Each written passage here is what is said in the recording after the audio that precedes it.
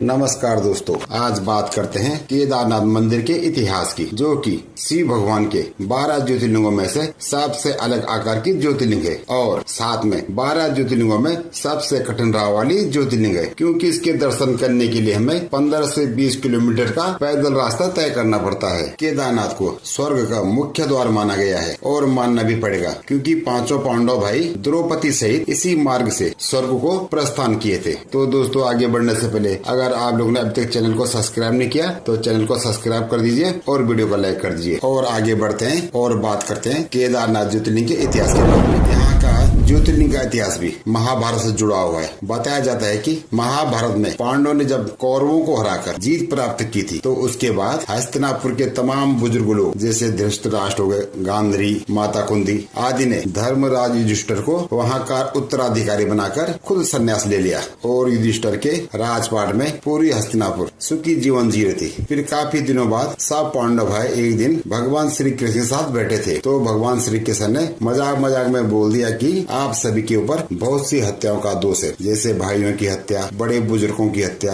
गुरुओं की हत्या, जिस कारण आपको दोष मुक्त होना पड़ेगा। यह बात पांडवों के दिल पे लग गई और वे मन ही मन चिंता करने लगे कि सही बात है, मरने वाले सभी जो भी थे, अपने सगे संबंधी थे। फिर उन्होंने भगवान श्री कृष्ण से पूछा, इससे निवारण पाने के लिए हमें क्या करना पड़ेगा। फिर कृष्ण भगवान ने कहा कि आपको भगवान शिव को मिलना पड़ेगा, वो इसका निवारण करेंगे। फिर क्या था, द्रौपदी सहित सभी पांचों पांडव भाई भगवान शिव को मिलने के लिए निकल पड़े और सबसे पहले शिव की नगरी काशी पहुँचे। पर वहाँ उन्हें भगवान शिव नहीं मिले, क्योंकि भगवान शिव पांडवों से बहुत नाराज थे और वे उन्हें दर्शन नहीं देना चाहते थे, उनसे मिलना नहीं चाहते थे। इस प्रकार भगवान शिव आगे आगे भागते रहे और पांचों पांडव उनसे मिलने के लिए, उनके दर्शन पाने के लिए पीछे पीछे घूमते रहे। अंततः एक बार फिर शिव भगवान हिमालय में स्थित केदारखंड आ गए। उनकी तलाश में सभी पांचों पांडव भी केदारखंड पहुंच गए। जब शिव भगवान को इस बात का एहसास हुआ कि पांचों पांडव यहाँ पहुंच चुके हैं, तो उन्होंने अपना पशु रूप बनाकर वहाँ स्थित बहुत से पशुओं के झुंड के बीच में चले गए। फिर पांडवों को एहसास हो गया कि शिव भी